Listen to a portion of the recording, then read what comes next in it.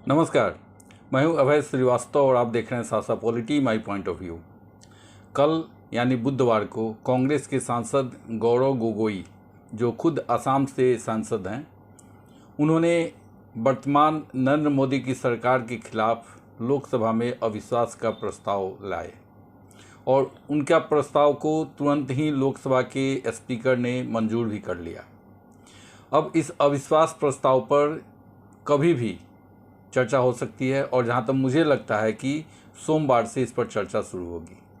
लेकिन अब प्रश्न ये उठता है कि ये दोनों पार्टियाँ यानी दोनों पार्टियों का गठबंधन, एक जो कांग्रेस के नेतृत्व में विपक्षी पार्टियों का एक गठबंधन बना है जिसका नाम उन्होंने INDIA, Indian national developmental inclusive alliance रखा है, और इधर नेशनल डेमोक्रेटिक अलायंस जो NDA है, दोनों के बीच में नहले पर दहले का खेल चल रहा है।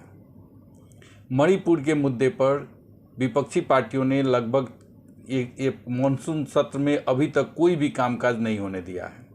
उनका डिमांड है कि मणिपुर पर संसद में चर्चा हो, और चर्चा कराने के लिए केंद्र सरकार जब तैयार भी थी, लेकिन उनका कहना था कि एक दूसरे नियम के अंदर 267 के अंदर होना चाहिए, जिस पर वोटिंग चर्चा भी हो, वो चर्चा में कोई समय की सीमा नहीं हो, और चर्चा के बाद वोटिंग हो, जिसके लिए केंद्र सरकार तैयार नहीं थी। इसी पर गतिरोध चल ही रहा था कि कल अचानक कांग्रेस के नेतृत्व में अन्य विपक्षी पार्टियों ने इस सरकार के खिलाफ अविश्वास प्रस्ताव लाया। अब इस अविश्वास प्रस्ताव में भी विपक्षी पार्टियों के बीच में भी होड़ लगी हुई है श्रेय लेने की। चूँकि कांग्रेस के नेतृत्व में ये अविश्वास प्रस्ताव लाया गया, तो एक दूसरा अविश्वास प्रस्ताव तेलंगाना की पार्टी भारत राष्ट्र समिति, जिसे पहले तेलंगाना राष्ट्र समिति के नाम से जाना जाता था, उन्होंने भी एक अविश्वास प्रस्ताव रजिस्टर कराया, वो भी अविश्वास प्रस्ताव, और दोनों प्रस्तावों को लोकसभा के अध्यक्ष ने मंजूर कर लिया। अब दोनों प्रस्तावों पर एक ही साथ सोमवार से मुझे लगता है सोमवार से, क्योंकि कल तो शुक्रवार है तो कल चर्चा नहीं होनी चाहिए।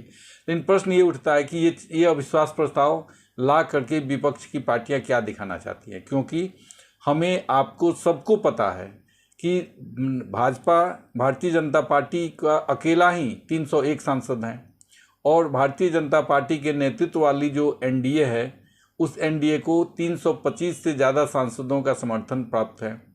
तो फिर ये अविश्वास प्रस्ताव लाने का मकसद क्या है, ये लाकर क्या दिखाना चाहती है? जहाँ तक मेरा मत है, मुझे लगता है कि इसके पीछे जो प्रमुख प्रतिपक्ष है, वो ये दिखाना चाहता है कि वो देखना चाहता है, एक टेस्ट लेना चाहता है कि जो अभी अभी गठबंधन बना है INDIA, उस गठबंधन में कितनी ताकत है। यानी वो अपने ताकत को कंसोलिडेट करना चाह रहा है। मुझे लगता है कि चूँकि 26 पार्टियों का गठबंधन है, जिसमें लगभग 10-12 पार्टियों का तो कोई सांसद नहीं है, फिर भी जो हैं उनके बीच में राष्ट्रीय मुद्दों पर कितनी सहमति बनती है, वो किसके साथ रहते हैं, इसको टेस्ट करने के लिए ये अविश्वास प्रस्ताव लाया गया है।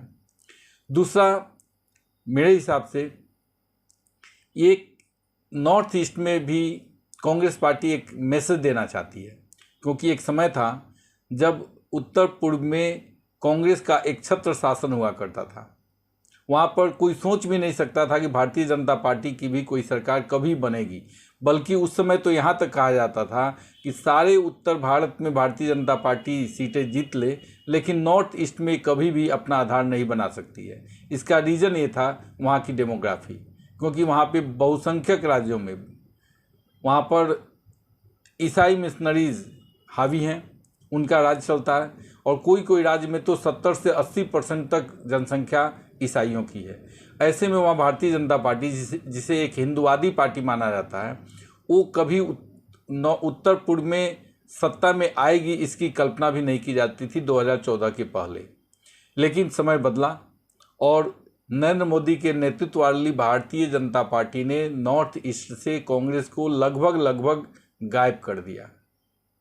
असम में 2 बार सरकार बनाई, अभी ये दूसरी सरकार चल रही है जिसके मुख्यमंत्री हेमंत बिस्वा शर्मा हैं, और लेकिन उसके अलावा भी बहुत सारे राज्यों, त्रिपुरा में जो 25 वर्ष से वामपंथियों की सरकार थी, उसे भी भारतीय जनता पार्टी ने अकेले अपने दम पर उखाड़ फेंका, और वहाँ से 25 सांसद उत्तर पूर्व से आते हैं।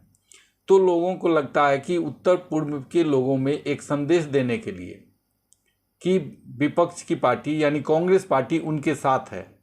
और चूंकि गौरव गोगोई के पिता तरुण गोगोई वहाँ पर 10 वर्ष तक मुख्यमंत्री रहे, तो उनका एक अपना जनाधार भी है। वो एक मैसेज देना चाहते हैं कि हम आपको भूले नहीं हैं। यानी उत्तर पूर्वी राज्यों की राजनीति के चलते ये अविश्वास प्रस्ताव लाया गया और ये अविश्वास प्रस्ताव तरुण गोगोई के मार्फत उनके माध्यम से लोकसभा में उठाया गया। ये एक संदेश देना था उत्तर पूर्व के राज्यों को कि हम आपके साथ हैं, आपके मुद्दों को उठाने वाले हम ही हैं। यानी ये मान कर चलिए कि अभी जो भी घटनाएं हो रही है उसका देश की जनता या देश के जन कल्याण से कोई लेना देना नहीं है।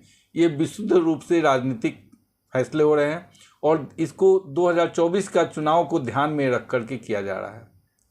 इसमें कहीं किसी को कोई डाउट नहीं होनी चाहिए कि अब से लेकर के 2024 तक, जब तक चुनाव हो नहीं जाते हैं, तब तक कोई भी पार्टी जितने भी स्टेप उठाएंगी उसके पीछे कहीं ना कहीं चुनाव जीतने की उनकी आकांक्षा होगी। अब तीसरा ये लोगों को ये दिखाना भी चाहते हैं कि हम मरे नहीं हैं, विपक्ष अपना काम कर रहा है और हम इस सरकार से डट कर मुकाबला कर रहे हैं। ये दिखाने के लिए भी, ताकि और राज्यों में भी ये संदेश जाए कि विपक्ष एकजुट है और एकजुट होकर के नरेंद्र मोदी की सरकार के खिलाफ लड़ रहा है। ये मैसेज देने के लिए भी कांग्रेस ने ये अविश्वास प्रस्ताव लाया, ऐसा मुझे लगता है। आपका इसमें अगर कोई अलग मत है तो कृपया कमेंट बॉक्स में लिखकर भेजें। अब कांग्रेस पार्टी सबसे पुरानी पार्टी है, ऐसा तो हो नहीं सकता कि उसे नहीं पता है कि हाँ संख्या बल में उसके साथ नहीं है। उसे सब कुछ पता है, उसे पता है कि अविश्वास प्रस्ताव में कोई दम नहीं है, आसानी से नरेंद्र मोदी की सरकार जीत जाएगी। लेकिन फिर भी ये अविश्वास प्रस्ताव ला करके ये दिखाना चाहते हैं कि इस सरकार के खिलाफ हम ही हैं, हम लोग हैं जो इसे लड़ रहे हैं। और जब अविश्वास प्रस्ताव के दौरान जब बात होगी तो इस पर सारे मुद्दों पर चर्चा होगी और वो अपना संदेश जो भी उन्हें लगता है वो दे पाएंगे। तो मुझे लगता है कि इन्हीं कारणों से कांग्रेस पार्टी ने अविश्वास प्रस्ताव लाया होगा। लेकिन अब इसका प्रभाव राष्ट्रीय जनतांत्रिक गठबंधन यानी एनडीए, नेशनल डेमोक्रेटिक अलायंस, जिसके नेता नरेंद्र मोदी हैं, उस पर क्या पड़ेगा। पहली बात तो सिंपल है कि उन पर, उनकी सरकार को इस अविश्वास प्रस्ताव से कोई असर नहीं पड़ने वाला है, क्योंकि उनका बहुमत है और वो इंटैक्ट है, उसमें कोई कमी नहीं आई है। दूसरा, मुझे जो लगता है कि यहाँ पर नरेंद्र मोदी को फंसाने के चक्कर में विपक्षी पार्टी खुद फंस गए, क्योंकि उन्हें लगता है कि आखिर में जब नरेंद्र मोदी को जवाब देना होगा तो मणिपुर की समस्या से, की समस्या को बिना एड्रेस वो बच नहीं सकते, जिसकी डिमांड विपक्षी पार्टियां कर रही थी। लेकिन वो भूल गए कि जब अविश्वास प्रस्ताव पर चर्चा होती है तो संसद में जिस पार्टी का जितना सदस्य होता है उसकी के प्रतिशत के हिसाब से उन्हें समय दिया जाता है। चूँकि एनडीए के साथ 325 सदस्य हैं, तो वैसे में ज़्यादा टाइम एनडीए के सदस्यों को मिलेगा और एनडीए के सदस्य विपक्षी पार्टियों की उनकी खूबियाँ तो बखान करेंगे नहीं, इसमें उनकी धज्जियाँ उड़ाएंगे। तो अपनी बेइज्जती कराने के लिए ही अविश्वास प्रस्ताव लेकर कांग्रेस आई, ऐसा मुझे लगता है। क्योंकि जब बात होगी तो सिर्फ मणिपुर तक सीमित नहीं रहेगी, मणिपुर पर चर्चा होनी चाहिए। मुझे नहीं लगता है कि हिंदुस्तान में कोई एक भी आदमी होगा जो मणिपुर में जो भी अत्याचार हो रहे हैं या जो भी हालात हैं उसके पर चर्चा करने के विरुद्ध में हो। लेकिन इसका मतलब ये कतई नहीं हो सकता कि आप दूसरे राज्यों की चर्चा नहीं करें, आप तमिलनाडु की चर्चा नहीं करेंगे, राजस्थान और छत्तीसगढ़ के बारे में नहीं बोलेंगे, बिहार के बारे में नहीं बोलेंगे। ऐसा कैसे हो सकता है? जब बात आएगी तो हर पार्टी के बारे में और हर जगह जिस राज्य में कहीं पर भी कोई समस्या हो रही है तो इन सारी बातों पर चर्चा होगी। और चूंकि भारतीय जनता पार्टी और एनडीए को ज़्यादा सीटें हासिल हैं उनके पास, तो उन्हें समय भी ज़्यादा मिलेगा। समय जब ज़्यादा मिलेगा तो वो ज़्यादा बोलेंगे और उसमें कांग्रेस पार्टी और अन्य विपक्षी पार्टियों के बारे में उनकी बखिया उघेरी जाएगी, ऐसा मुझे लगता है। अभी तक संसद में कम से कम पश्चिम बंगाल के पंचायत चुनाव में जो हिंसा हुई उस पर चर्चा नहीं हुई है, ऐसा मुझे लगता है। तो फिर अब ये मौका दे दिया खुद विपक्षी पार्टियों ने कि पंचायत चुनाव में जो हिंसा हुई है उस पर भी अच्छी बहस होगी, और तब तृणमूल कांग्रेस अपने उस पाप से भाग नहीं सकती है जो उन्होंने पंचायत चुनाव के दौरान पश्चिम बंगाल में किया है। राजस्थान में जो कुछ हो रहा है उस पर भी चर्चा होगी। राजस्थान जिसके बारे में अभी अराजक राज्य कहा जाए तो कोई अतिशयोक्ति नहीं होगी, क्योंकि चुनाव का वर्ष है और वहाँ पर धार्मिक तुष्टीकरण इस कदर बढ़ गया है कि अगर कोई अपराधी भी एक विशेष समुदाय से हो तो उस पर कार्रवाई करने से राज्य सरकार बचती है। इसका बेहतरीन एग्जाम्पल है कि एक दंगा में जब मतलूब नाम का कांग्रेस कार्यकर्ता का हाथ पाया गया, उसके वीडियो फुटेज मिले, साक्ष्य मौजूद हैं, फिर भी आज तक उसे गिरफ्तार नहीं किया गया। तो इसका मतलब कि राज्य सरकार बचाना चाहती है। तो इन सारी चीज़ों पर चर्चा होगी तो इसका फ़ायदा नरेंद्र मोदी को ही मिलेगा। इसके अलावा नरेंद्र मोदी एक कुशल वक्ता है, वो विपरीत परिस्थिति को भी अपने अनुकूल बनाना जानते हैं। याद कीजिए, ठीक ऐसा ही कंडीशन था 2018 में। 2019 में चुनाव होने वाला था और 2018 में कांग्रेस अविश्वास प्रस्ताव लाई थी, और वो कांग्रेस पार्टी उस समय भी इतनी उत्साहित थी, उसे लगता था चौकीदार चोर है का नारा चिपकाने में सफल हो जाएगी। और उसी अति उत्साह में राहुल गांधी जा कर के नरेंद्र मोदी के गले पड़ गए थे, और गले पड़ने के बाद जो राहुल गांधी ने आंख मारी थी उसकी भी चर्चा सारे हिंदुस्तान के मीडिया में हुई। इस दोनों घटनाओं का नरेंद्र मोदी ने जैसे उपयोग किया संसद में, ये हमारे आपके सामने हैं। तो ऐसी बहुत सारी घटनाएं हैं जब कांग्रेस पार्टी को जवाब देते नहीं बनेगा। अभी कल ही एक वीडियो केरला से आया है जहां पर इंडियन यूनियन मुस्लिम लीग का यूथ विंग एक रैली निकालता है, और उसमें वो रैली में नारा लगाया जाता है कि हिंदुओं को मंदिरों में लटका दिया जाएगा, मंदिरों में घंटियां नहीं बजेंगी, हिंदुओं को जान से मारने की खुलेआम धमकी दी जा रही थी, उसके नारे लगा रहे थे। और उसी इंडियन यूनियन मुस्लिम लीग को राहुल गांधी लंदन में एक सेकुलर पार्टी बना रहे थे। क्या जवाब देंगे? इसका वीडियो साक्ष्य मौजूद है, सारी मीडिया में चल रहा है। उस वीडियो के पर जब उनसे कांग्रेस प्रवक्ताओं से मांगा जाता है कि भाई आपका क्या कहना है, आप तो इसे एक सेकुलर पार्टी कह रहे थे, लेकिन वही पार्टी जब हिंदुओं को लटकाने की और मारने की बात करती है, मंदिरों को बंद करने की, तोड़ने की बात करती है, तब आप चुप लगा जाते हैं, आप कुछ नहीं बोलते हैं। तो ये ऐसा कंडीशन है जिस पर कांग्रेस पार्टी को कुछ भी कहने में थोड़ा सोचना पड़ेगा। तो ऐसे में मुझे लगता है कि कांग्रेस पार्टी का ही घाटा होने वाला है।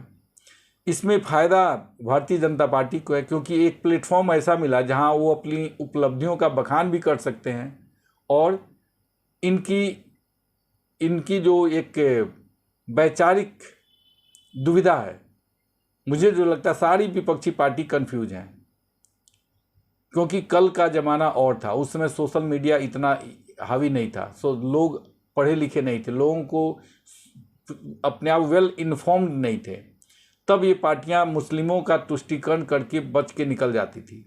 लेकिन आज के ज़माने में 80% जनसंख्या को इग्नोर करके अगर वही पुराने ढर्रे पर ये पार्टियां चलती रहेंगी, चाहे वो बंगाल हो, बिहार हो, उत्तर प्रदेश हो या केरला हो, कोई भी राज्य हो, अगर धार्मिक तुष्टीकरण किया जाएगा तो इसका प्रभाव 80% जनसंख्या पर पड़ना स्वाभाविक है, इसे आप रोक नहीं सकते।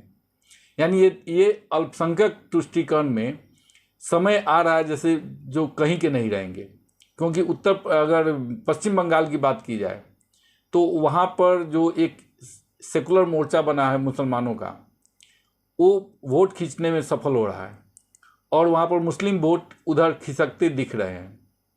लोकसभा का जब भी चुनाव होगा तो हिंदू वोट अगर कंसोलिडेट करने में भारतीय जनता पार्टी सफल हो जाती है और मुस्लिम वोट इंडियन सेकुलर फ्रंट की तरफ चली जाती है, तो फिर तृणमूल कांग्रेस के सीटों पर असर पड़ना स्वाभाविक है।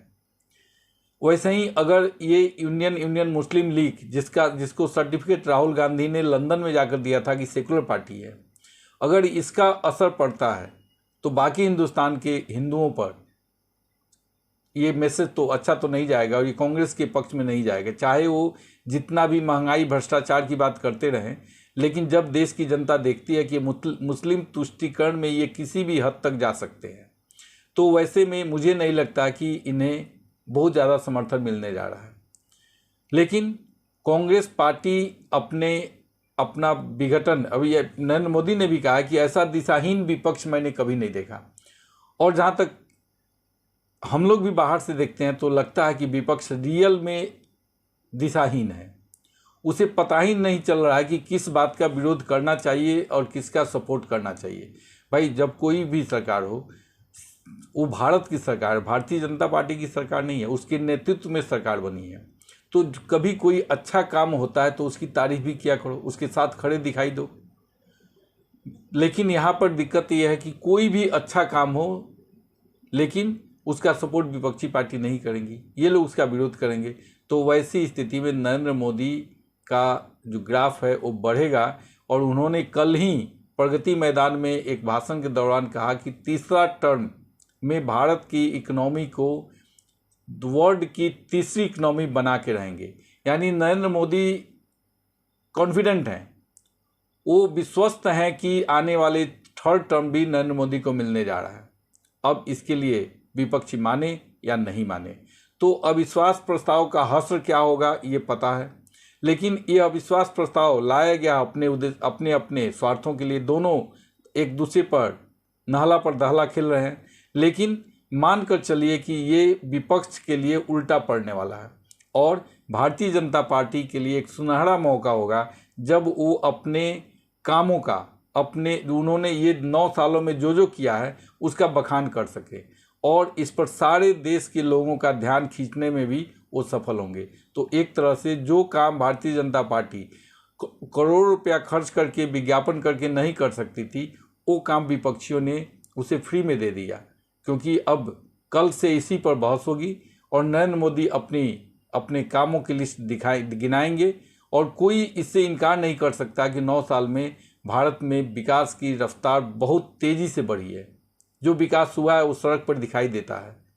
आप अगर कन्वेंशन सेंटर बना तो आप ये नहीं कर सकते कि हाँ वो नहीं बना है, क्योंकि जहाँ कल प्रगति मैदान से जहाँ से मोदी भाषण दे रहे थे तो आप ये तो नहीं कर सकते कि हाँ वो नहीं बना है फिर भी वो भाषण दे रहे हैं। अगर इंडिया गेट में बना है, अगर कर्तव्य पथ का निर्माण हुआ है तो आप इससे डिनाई नहीं कर सकते। अगर भारत में संसद भवन बना है तो इसको कौन नकार सकता है। सड़कें बनी हैं, बिजली आ रही है 24 घंटे। तो ये सारी चीज़ें ऐसी है जिससे आप नकार नहीं सकते। और प्रधानमंत्री आवास योजना के अंतर्गत लोगों को घर मिला है तो दिखाई देता है कि घर बना है। अगर शौचालय के लिए पैसे दिए गए हैं, शौचालय बने हैं तो दिखाई देता है। उज्ज्वला योजना के अंतर्गत अगर गैस का वितरण निःशुल्क किया गया है तो वो दिखाई देता है। पानी, हर घर नल जल जो योजना आई वो गांव तक पहुंची हुई है और दिखाई दे रही है कि गांव में भी लोगों को शुद्ध पीने का पानी मिल रहा है। तो ऐसे बहुत सारे बेसिक काम है। बाहर इसमें विदेश नीति की तो मैं बात ही नहीं करूंगा। जो लोगों को देश के अंदर जो विकास दिखाई देता है उससे आप आंखें नहीं मूंद सकते। और यही चीज़ें हैं, यही अपने काम पर भरोसा है जो नरेंद्र मोदी को विश्वस्त करता है, कॉन्फिडेंट बनाता है कि आने वाले समय में भी वो फिर से सरकार बनाने जा रहे हैं। धन्यवाद।